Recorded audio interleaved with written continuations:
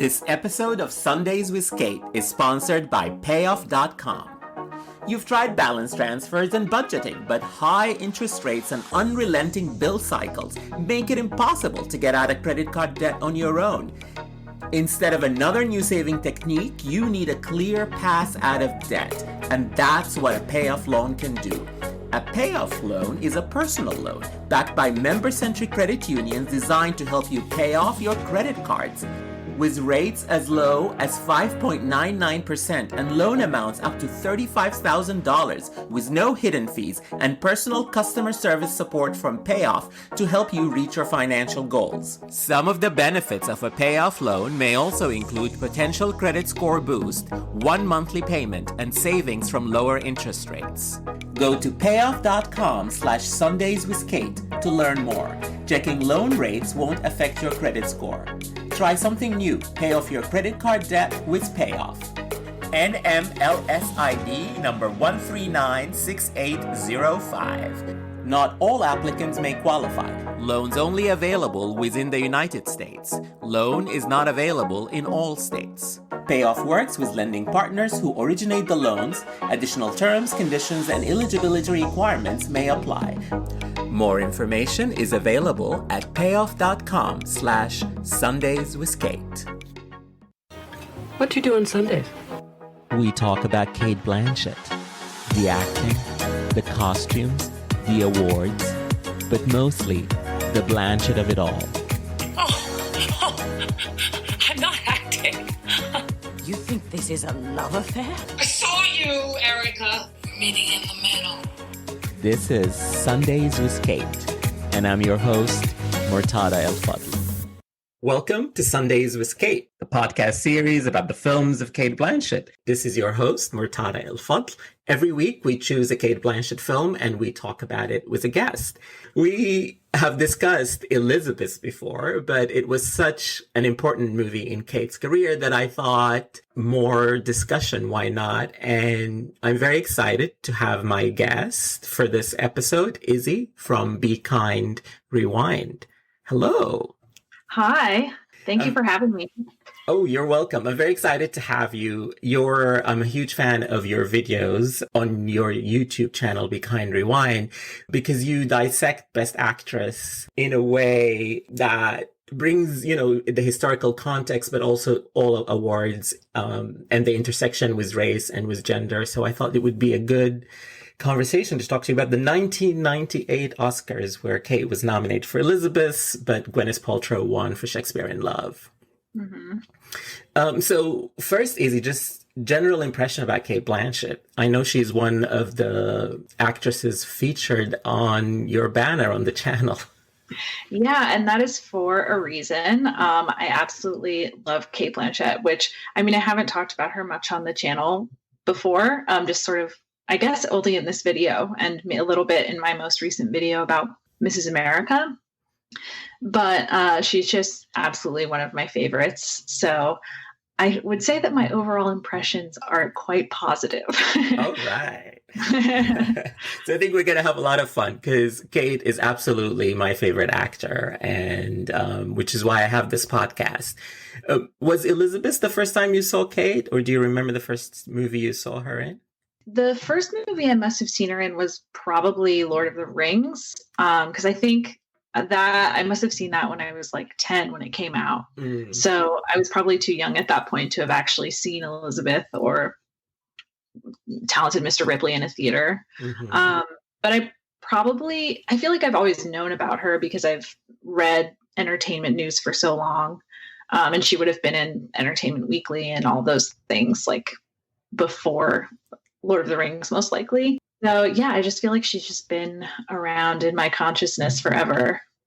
My first impression of her was Elizabeth, and I was like, I didn't know anything about her when I saw this movie, and I was just flabbergasted. I'm like, who is this? And since then, she's been my favorite since that day. You're an OG fan. That's awesome. Yes. Let's talk about Elizabeth, the movie itself. So Elizabeth is directed by Shekhar Kapoor. It is about Elizabeth I.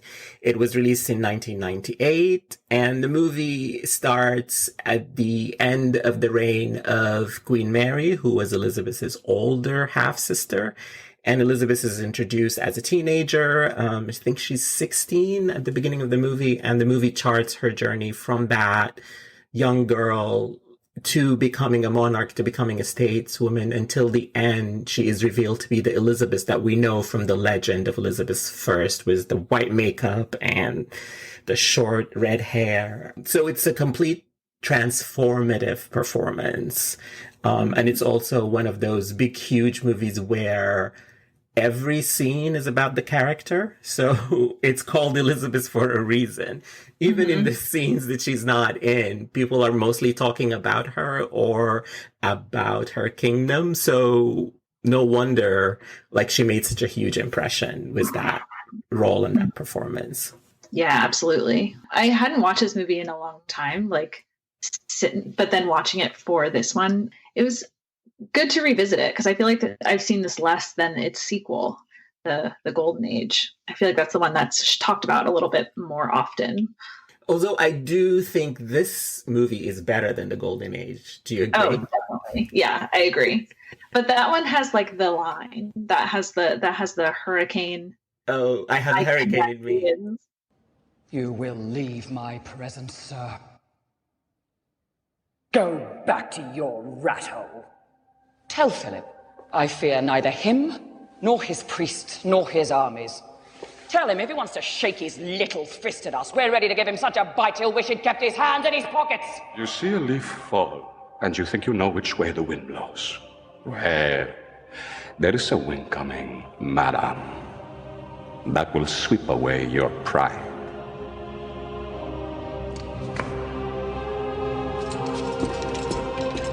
I too can command the wind, sir! I have a hurricane in me that will strip Spain bare if you dare to try me! Which is just so classic. It is classic, and it is, I have to say, I don't like the movie, but I have played that video on YouTube so many times, that clip of her saying, I have a hurricane in me. It's great. Mm-hmm. So first of all, I wanted to ask you, when this movie came out, and if you read some of the reviews about it, like, the first thing that people talked about is that this was a new way of presenting British history. It was violent, it was sexy, it was visceral, it was definitely very bloody. Shekhar Kapoor is known for his movie that he made before that, was Bandit Queen, which is a movie he made in India, and that's why he got this job. And so with the passage of time, we've seen the Elizabeth story so many times. Do you think the film still retains that sort of visceral feeling that it might have had in 1998, or is it now just a story we've seen before? It's kind of funny that you say that, because I felt like I was watching something that was a little exhausting, because that story has been done so many times. Like, it just after having seen Mary Queen of Scots very recently, for example, I was just like, oh man, here we go again with these two. But yeah, I mean, I can definitely imagine if you are an Oscar voter who's obsessed with like Man for All Seasons, or, you know, British dramas that kind of are very stoic and almost sexless. I can imagine how that would have been a little bit refreshing to see that. I don't think it holds up as a refreshing take on the Elizabeth story. I mean, now we have like the Tudors and things like that, which are basically just like literally milking King Henry VIII for like liking sex. So like the TV show, like that's the plot. So yeah, I don't think it's revolutionary anymore if it was considered that way then, but maybe those are the shoulders that those kinds of shows can stand on, basically. Yeah. I mean, literally, when you say milking this story, Michael Hirst, who wrote Elizabeth, was the showrunner on The Tudor. So there you go. And then for Mary Queen of Scots, I don't think it's not the writer or director, but the producers are the same who produced Elizabeth and Mary Queen of Scots, and the costume designer Alexandria Byrne, and the makeup Jenny Shirker. They did both movies. So basically the producers hired everybody behind the scenes who worked on Elizabeth 20 years later for Mary Queen of Scots. Yeah. So I guess my exhaustion was a little warranted then. Yes, absolutely. But let's talk about Cate a little bit. So this performance was very well received. It was thought of as the arrival of a major star. And you can see subsequently that she had the big career that everybody said she was going to have. She had a few years where she was out in the wilderness, where she got a lot of movies, but none of them really worked. But in the end, the career that was promised was this performance. She has delivered. And I think part of it is, when we talked about Elizabeth before, we talked a little bit about, is it the performance or is it the role? Because, you know, like I said before, it's a movie that's about her. Everybody talks about her. It's a huge sort of character arc that, you know, and you would be an expert in that, for Best Actress, not a lot of actresses get every year. Like, this was somebody, you know, she played somebody from 17 to around, I would say about 40, maybe somewhere in her 30s. The time is not very clear, but it's definitely a decade or more. Mm-hmm. And then just, you know, she plays somebody at the beginning. She's in love. She's very young. She's innocent. She becomes a monarch. She charts this journey of like, she's learning to lead, but also, you know, there are hiccups on the way. She loses, she gains, she becomes cunning. And in the end, you know, she's almost a deity. So it's definitely a huge, huge role. And Cate is great and amazing in it. But do you think it's the role or the performance that sort of announced her arrival? No, I think it's a little bit of both, because you're totally right. The range of emotion and the time span that she gets to work with is incredible, and not very many actors get to work with that kind of material. But I also think you could imagine like a lesser actor not doing it quite as well. I think the way that she kind of carries her body, like you feel like she has aged, literally, not so much that, you know, the wig is different or that like the makeup is different. You feel like a burden on her body and the way she emotes her face. Mm-hmm. And I don't think you can like write that or direct that. That has to come from her.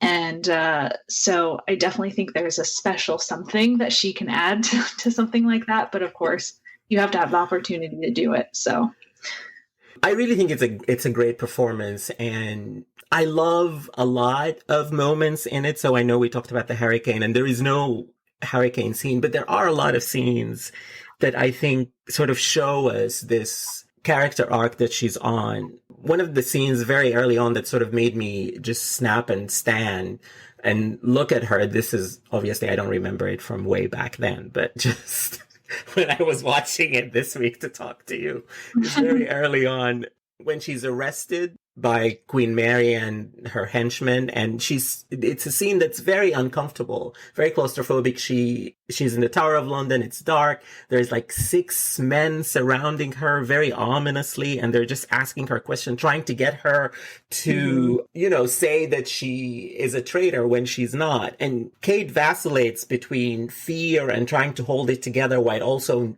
trying not to show them that she's afraid. And I was like, wow, that's a lot of things that she has to do in that scene. I cannot confess to something I did not do. Your denials are all in vain. You of the rebellion, madam, you were party to it. It is plain enough. Where is your proof? It was to your advantage. You must let me see the Queen. You despise the Queen and the Catholic faith.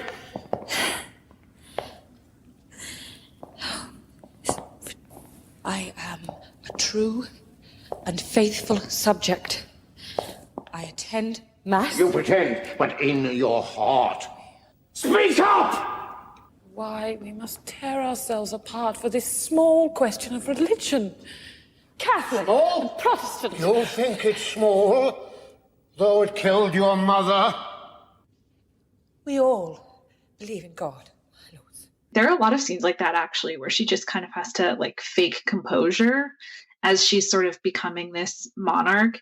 I was thinking about the scene where she's sort of like practicing her speech before she goes and talks to the whole group of men, I guess, in the government, and how unsure she seems, and like how kind of like frantic and like kind of like literally an actor preparing to go on stage for the first time or something. And then when she gets there, she's totally in control of the room. And I like a lot of times I think movies try to sell us that a person is in control of a room. Like you just have to buy it for the plot to work. And often that person isn't really in control. Like a supporting actor is like stealing all the energy out of the room or something like that. But in these scenes where she plays Elizabeth, she is in control. And your eye goes to her because of her pride and dignity, as opposed to just like she's in different makeup or she's the only woman. It's not that at all. I think it's because of the energy that she has as a like playing a leader. What I liked about that scene is that they show her first preparing to go, and then the actual scene comes after where she's talking to the bishops. And there is a huge difference, I think, between being unsure and while she's preparing and sort of she stops and starts, and then the sort of humor and confidence that she brings in the next scene. And so I love that sort of contrast between those two conditions. It really shows her range in a very short amount of screen time. Totally. A very funny scene is earlier on, she has a scene with Cate Burke, who's an actor I love. And Cate Burke is playing Queen Mary. And she's trying to get her also to say that she's a traitor and whatever. And one of the lines that she says to her is, "I see you're a consummate actress." I see you are still a consummate actress. I know. I literally paused the movie when she said that and laughed. I was like, "Said it. Good job." Yes. It's so funny. Like, I love that when a movie sort of meta comments on itself. I mean, I don't think they were doing that, but now knowing Cate Blanchett, the Cate Blanchett that she is, she's definitely a consummate actress. Yes, definitely. Yes.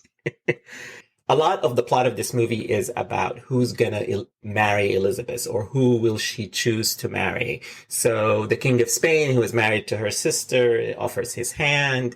Mary of Guise sends her nephew as a potential suitor. And of course, Elizabeth is in love with Robert Dudley and has an affair with him, although suddenly in the middle of the movie, out of nowhere, we learn that he is married. So Elizabeth is known in history for sort of using the fact that she's a virgin or that she's not married as a political weapon. And basically this movie shows us like how it all started. And I sort of loved those machinations. But what did you think of that? And what did you think of Kate with Joseph Fiennes as Robert Dudley? So one of the things I find really interesting about Elizabeth as like a character, not a character, I mean, she's real, but as a person who's constantly revisited in film and TV and stuff like that, is that this is always the thing that they talk about. Like, it's people like to explore like this female leader for like the one thing she is famous for not doing. Like men like to talk about that she is famously not having sex. I always feel a little disconnected from that end of the plot a little bit because it feels very worn to me, and it's always like this kind of speculative thing about history that I'm just like, oh god, okay. So in that sense, I think I was like sort of predetermined not to be as interested in like her and Joseph Fiennes' relationship in this movie. I just am not connected to it very much. But I think it's very interesting how like that becomes that is the story, basically. The punchline of this movie is, I'm a virgin. I think it's interesting that it's part of her like metamorphosis, literally like coming out of the cocoon as this painted lady who is not a painted lady. Yeah. I wasn't actually in love with Joseph Fiennes, or that was the center of the movie for a lot of its running time, because I was more interested in Elizabeth as a stateswoman. Like the scene we were just talking about was the bishops and the preparation. Those were more exciting to me. But I think the film spends a lot of time in this love story with Robert and his betrayal, and we go back, and it's like they make it to what you were saying, the focus, when I don't think it needed that. And one of the things that I have found doing this podcast about Blanchett and just talking to different people about her is that she is never as compelling in love stories as she is, with the exception of Carol, as she is in other movies or playing different emotions. And she's not as compelling with men particularly, like even in something like Benjamin Button, where she has a big movie star, Brad Pitt. They have chemistry, but also that's not what the movie's about. That's not what's interesting about her performance. So I think it even shows very early on here when she's doing Elizabeth, is that maybe as an actor, as a person, that's not what interests her. That's not what sparks her interest. And then you can see that repeated in her career. Yeah, and I was about to honestly say that, but then I was like, I'm not sure if this is weird, but I'm honestly just not interested in seeing Cate Blanchett with men anymore. Like after Carol and kind of like Ocean's 8, like I don't need it. Yeah. And so like watching this, I was kind of like, oh no. But yeah, I totally think you're right. And I think part of that is because she is so powerful. Like it's really hard to match her. She's always going to be the attention because she's like so stately, and her voice is kind of like deep and commanding naturally. So it's kind of hard to put someone up against her as like a romantic match that doesn't feel mismatched a little bit. Yeah, totally. I agree. And you can see it in her career. And she, like Ocean's 8's a perfect example of just like she sparks when she is around a lot of women. Obviously, Carol is the obvious example. And even in something like Mrs. America, where she's mostly, which is what we're watching these days, she's mostly surrounded by 99% women. And you can see that, she's more compelling. Definitely. I agree. Why will you not see me? You must let me explain. Others will take advantage of this. You must not believe what they tell you. They are jealous and envious, because I am nothing to them and everything to you. Do you love her? No, I love you. I have always loved you. I was afraid of losing you because I was not afraid. For God's sake, you are still my Elizabeth. I am not your Elizabeth. I am no man's Elizabeth. And if you think to rule, you are mistaken. I will have one mistress here, and no master! So we mentioned the finale is after basically Robert Dudley betrays her along with a lot of other people. She kills most of them, but she keeps him alive. So that to remind her of how close she came, that's what she says, to remind her of how close she came to losing it all. And she transforms between her eyes in a long scene to the iconic image of Elizabeth. We see them making the white makeup and putting it on her and cutting her hair. She goes out and she's like, behold. And then she says the line of, I'm a virgin. So at that time when I saw this movie for the first time, I was so entrapped by this, and I was like, I was really young. I knew just a little bit about Elizabeth, and this was the first Elizabeth that I've ever seen, and I was like, wow, this is how it happened. And it is very compelling, the way that it's filmed and the way that Cate delivers all this. Do you find it compelling, or? I do and I don't. Okay. Because part of me thinks this is actually hilarious. Like, do we actually think Elizabeth one day was just like, I'm getting a makeover and like announced herself like it was a reality show to her court like that? Like, no. So in that way, it was a little ridiculous. But at the same time, I also love it because it is appropriately dramatic for what the movie is trying to say. This whole metamorphosis of her becoming the Virgin Queen, like, what an exclamation point at the end of that movie. So yes, I love it. She looks beautiful. The costumes are beautiful. Like, I can't complain, but it's also very funny. It works. It just works as a piece of cinema. Like, you're there, you're entrapped, you're just watching, you're enjoying it. You can't help but be I think the best word for that is just flabbergasted by this sort of woman becoming this icon that we know right in front of your eyes. Jeffrey Rush is like kind of like crying a little, and you're like, wow, same. Yes. So we talked a little bit about Joseph Fiennes. You just brought up Jeffrey Rush. Are there any other performances that you liked in this movie besides Cate? Yeah, I really loved Kathy Burke. Mm-hmm. She was great. She felt like appropriately sweaty. I don't know how to better say that, but just like very chaotic and ill. She really hit that nail on the head. Loved that. Yes, I really loved Kathy Burke too. And the other actor that I really loved is Christopher Eccleston, who plays the Duke of Norfolk. And when I was doing my research about this film, one of the things that people were talking about in the casting is with these sort of British history masterpiece theater movies, before then, you always would hire very posh actors. And both Kathy Burke and Christopher Eccleston are known to being working class actors.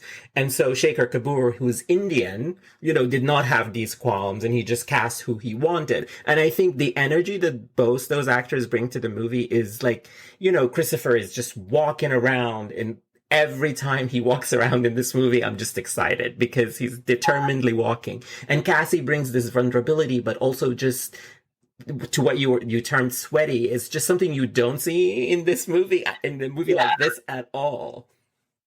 Yeah. And I mean, when I think about what the royal family was actually probably like, given that there's just like no healthcare and they were inbreeding for centuries, like these people were probably a mess. Yes. And so I like the idea of them just kind of being a little more realistic about that. And not making these people seem like they're gorgeous, strapping, posh people. I have become a virgin. Observe, Lord Burleigh. I am married to England. Elizabeth does not have a very memorable scene like the one from the Golden Age, I Have a Hurricane in Me. But we've talked about several scenes where we thought Cate was great. And so there is the scene where she's surrounded in the tower at the beginning, her scene with Cassie Burke, her scene preparing and delivering the speech to the bishops, and the finale where she announces her virginity, basically. So which scene do you think, like if you were to tell somebody to see just a clip from Elizabeth, which one of these would you choose? Ooh, that's a good question. I feel like the last one where she announces her virginity is like a good scene, but she doesn't have a lot to do. They're kind of just like making her over. So I don't know that I would pick that one.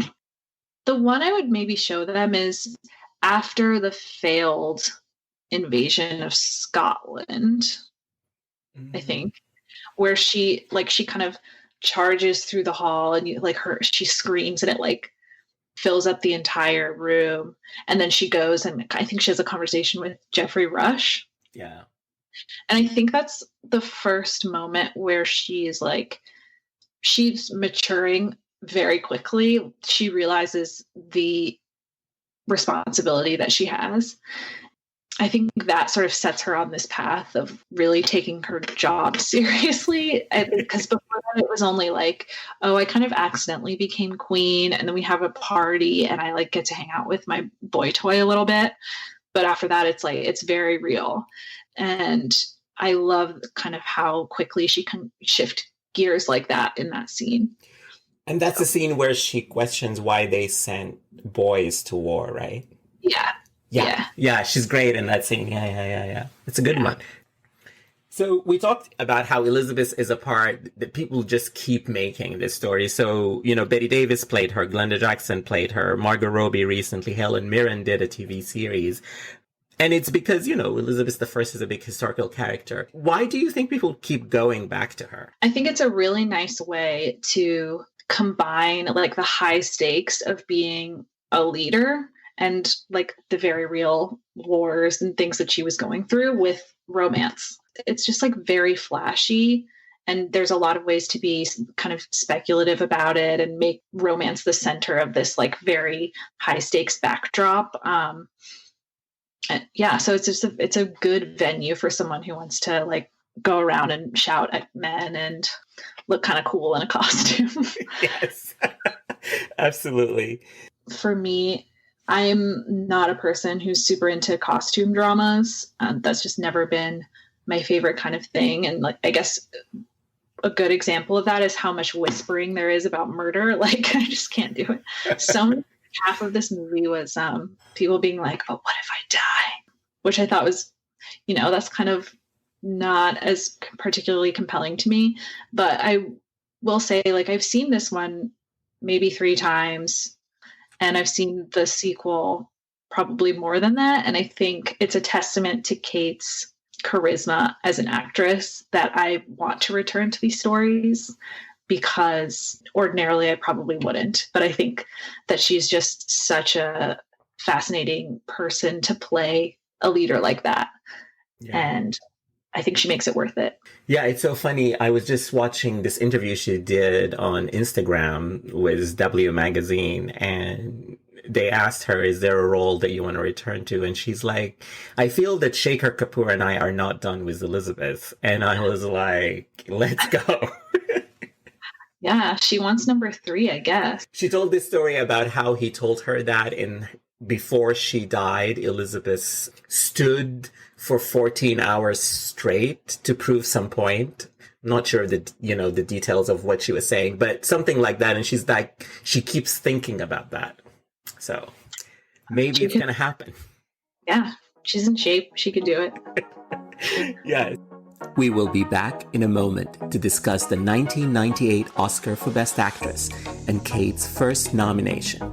Don't miss the 4 episodes in which we reviewed and recapped Mrs. America, the TV miniseries about the fight to ratify the Equal Rights Amendment in the 1970s, created by Davy Waller and starring Cate Blanchett as Phyllis Schlafly, the right-wing polarizing organizer.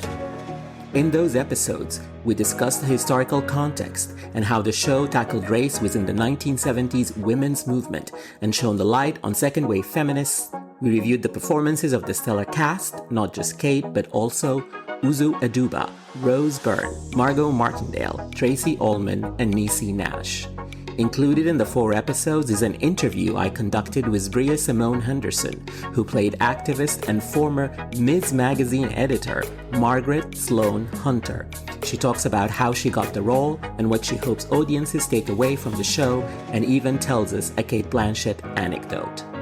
Those episodes are now available wherever you listen to podcasts or at sundayswithkate.com.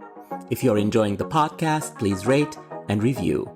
Now back to Sundays with Cate and this week's conversation about Elizabeth and the 1998 Oscar race.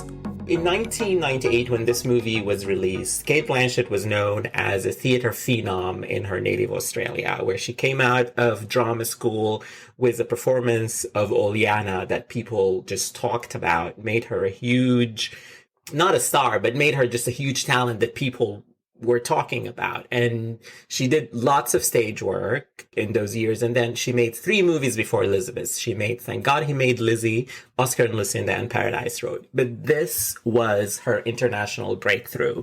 And Shekhar Kapoor apparently saw the trailer for Oscar and Lucinda and cast her based on that, even though he was considering other actresses at that time, including Emily Watson, who was also nominated for the Oscar that year. But Cate basically got this role. She got these amazing reviews.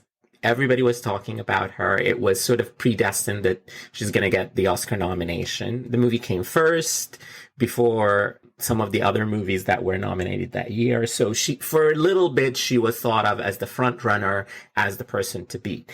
And then the other women who were nominated that year were, as with every year, Meryl Streep for One True Thing, which is a performance I actually love. I think Meryl is amazing in it.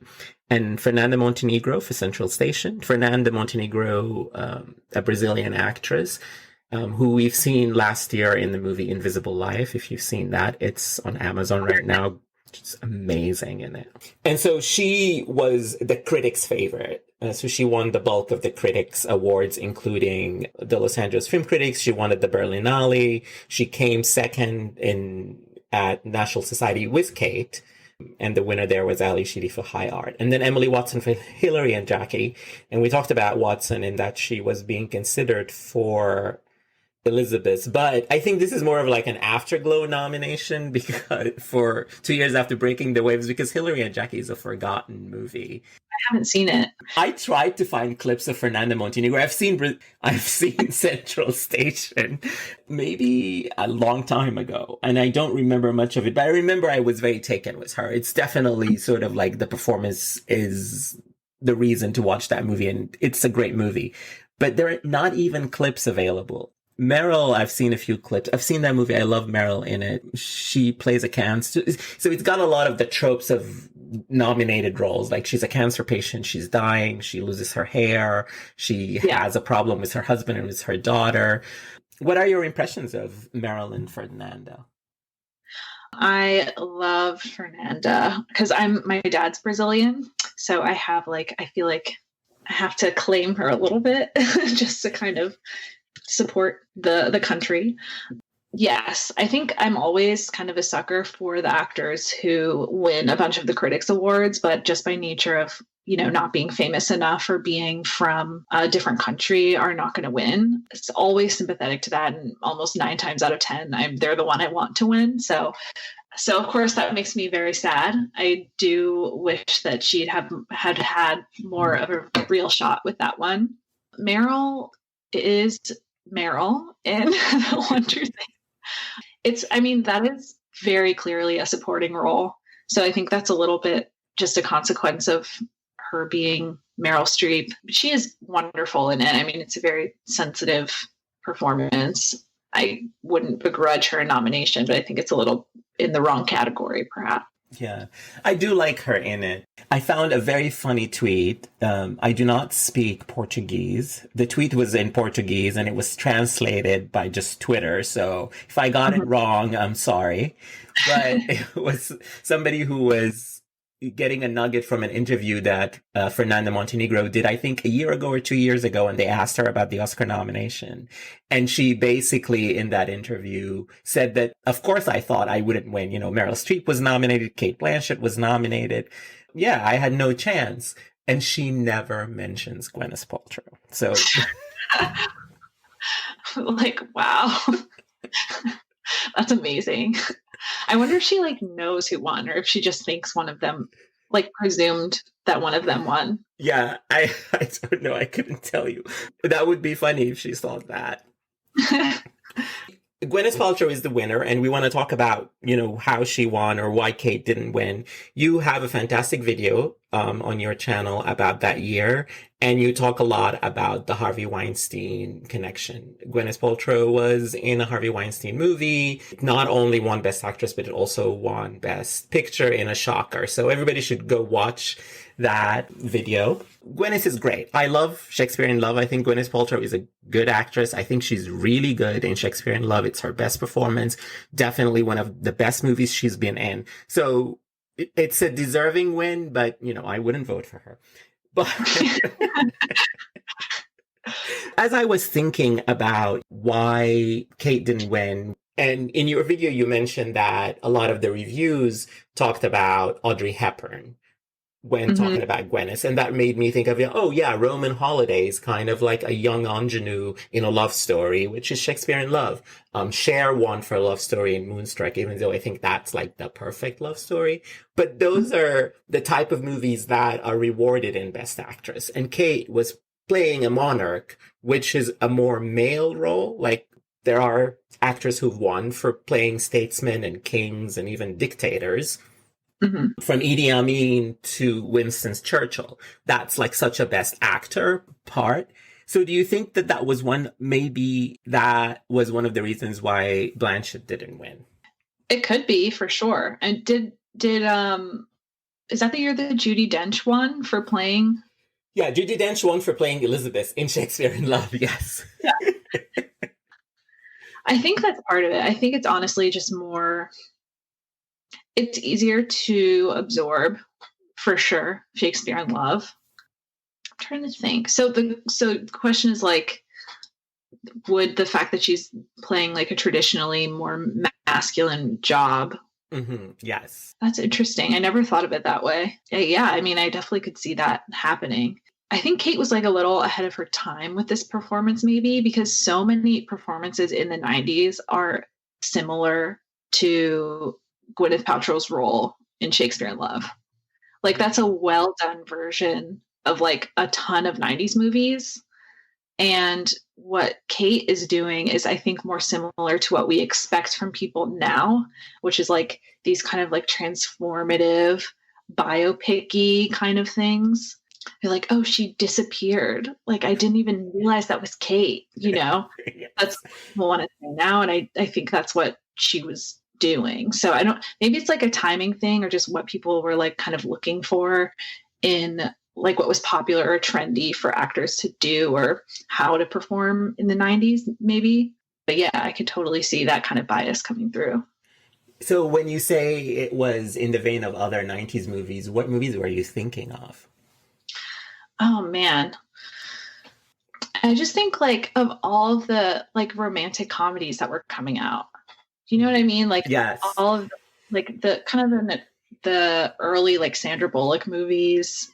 And like even Nicole Kidman was in some. Julia Roberts, yeah. Yeah.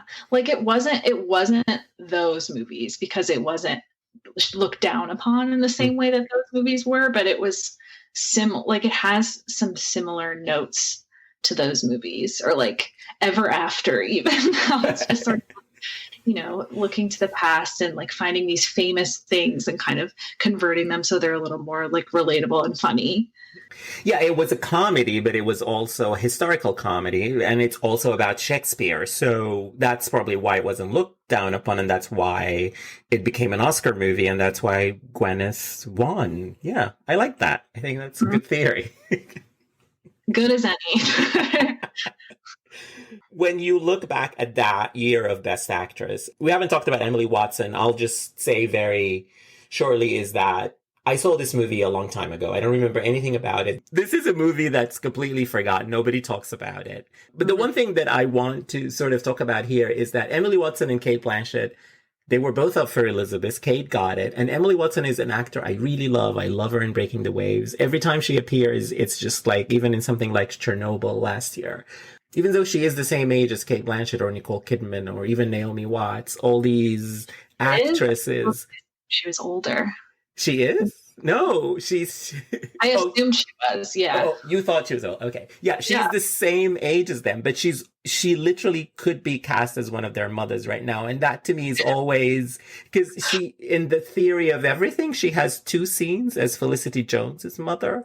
And she is as good an actress, an Oscar nominee, as these names we just mentioned. But somehow she is... not forgotten exactly, but just doesn't have the same opportunities. And I always think that, what if she had gotten Elizabeth? Would she have Kate's career? Yeah, wow. I mean, that's definitely a different movie, I think. Because I don't think you can, the way that they kind of sell Elizabeth in the first, or maybe the 3/4 of the movie, is that she's kind of this like ethereal beauty, right? Is that how you interpreted it? Yeah, definitely. Like, you know, she has the long hair and the way she's costumed at the beginning of the movie. It's all about how she looks. Yeah. So yeah, you're right. With Watson, it would have been a completely different movie.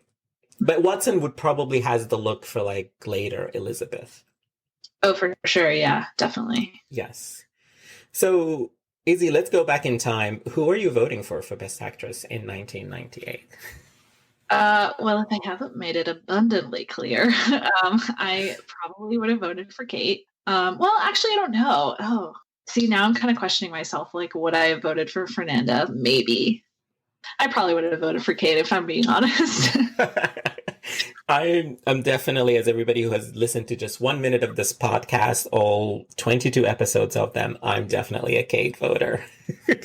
Always. Yeah. I would have given her all 7 Oscars for all the nominations. Don't blame me. I don't blame you. Is there anything else you wanted to say about the Oscars that year? I mean, the Oscars that year were about Shakespeare in Love versus... It wasn't Shakespeare in Love versus Elizabeth. It was Shakespeare in Love versus Saving Private Ryan. And your video sort of tells us the story of how Shakespeare in Love got that shocker win. So everybody should go hear that. What I remember about it is just I loved Whoopi Goldberg coming out as Elizabeth to open the show.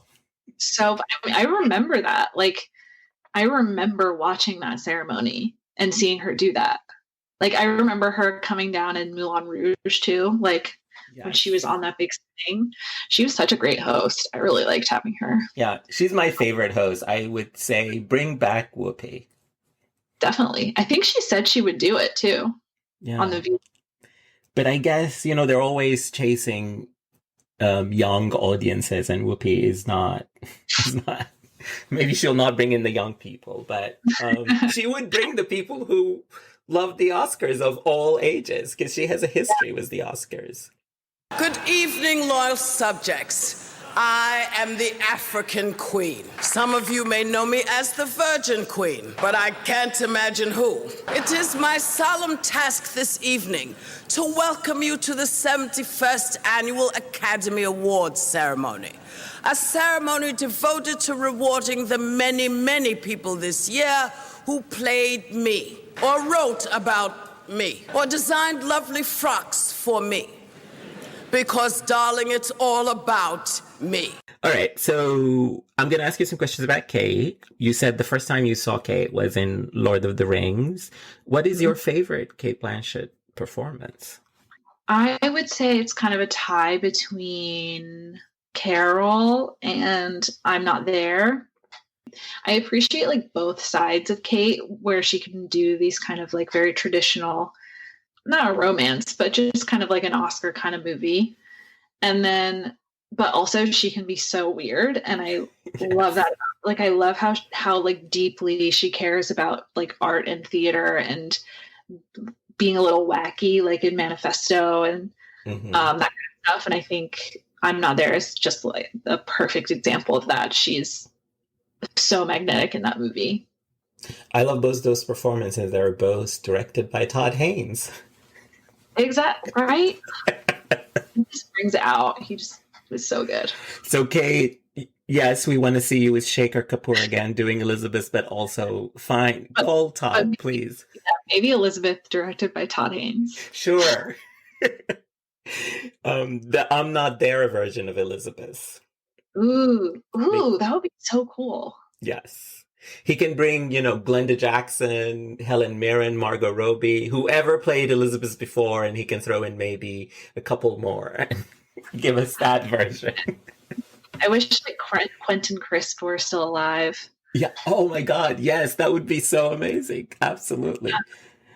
So Cate is somebody who is considered one of the best actors in the world, the best of her generation. So it's somebody we cannot say is ever underrated.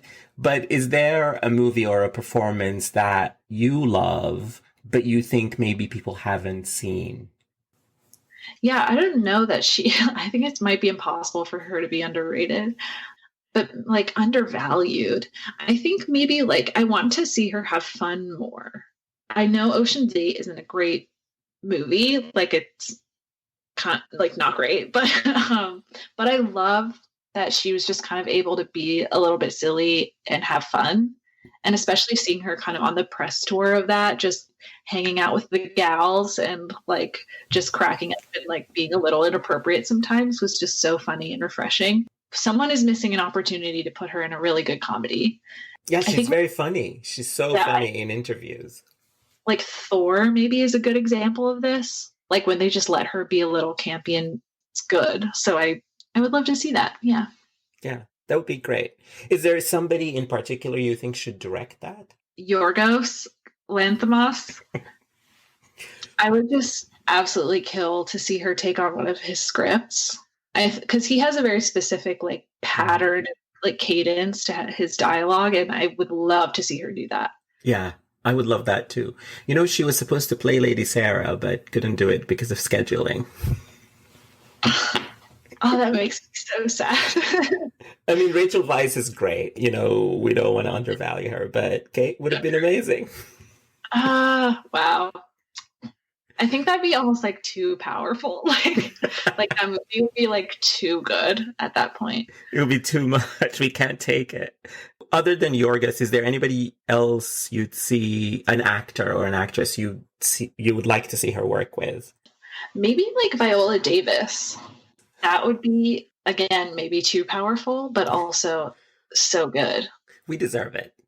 Yeah. It's a pandemic. We deserve Cate and Viola in a movie. We need the cure, and that is the cure. That would be the cure. And one final question. There is an overwhelming sort of answer when I ask my guest this question. So let's see if you're going to choose, because the answer is also very obvious and it's the right answer, but some people have chosen somebody else. Who is your favorite Cate Blanchett scene partner? Wait, there's an overwhelming... There is one person almost everybody chooses. Wow. Well, does everyone choose Rooney Mara? Yes. Okay, that makes sense, actually, now that I think about it. Maybe I'll say Sally Hawkins. Oh, for Blue Jasmine. Yeah, that's great. You know, and again, it's always, most people choose another woman. So we had Sandra Bullock, mostly Rooney. We've had Judi Dench. And this is the first Sally Hawkins. So yay, Sally. I'll represent the Hawkins hive. Yes. Izzy, thank you so much for coming on Sundays with Cate. It was very fun to talk to you. Oh, you too. Thank you for having me. This is great. Of course. And before we go, let our listeners know where they can find you and your work. Yes. So if you want to check out my videos, which, as was already mentioned, sometimes include Cate, you can find me on YouTube at Be Kind Rewind, and on Twitter at BK Rewind, and Instagram, I think BK_Rewind. So yeah, I'm there all the time. Thank you, Izzy. And that's our show and season. My thanks to all my guests on this second season of Sundays with Cate. Hope you enjoyed all 14 episodes that we recorded. I will be taking a short break and will return later in the summer. Notes on a Scandal, Carol. We have a few movies we haven't discussed, as well as other surprises in store for season 3 of the show. You can support the show at ko-fi.com/sundayswithcate. That's ko-fi.com/sundayswithcate. In the meantime, all episodes and show notes are available at sundayswithcate.com or wherever you get podcasts. And you can find me on Twitter at me_says and follow the podcast on Twitter and Instagram at Sundays with Cate. And until next time, thank you for listening.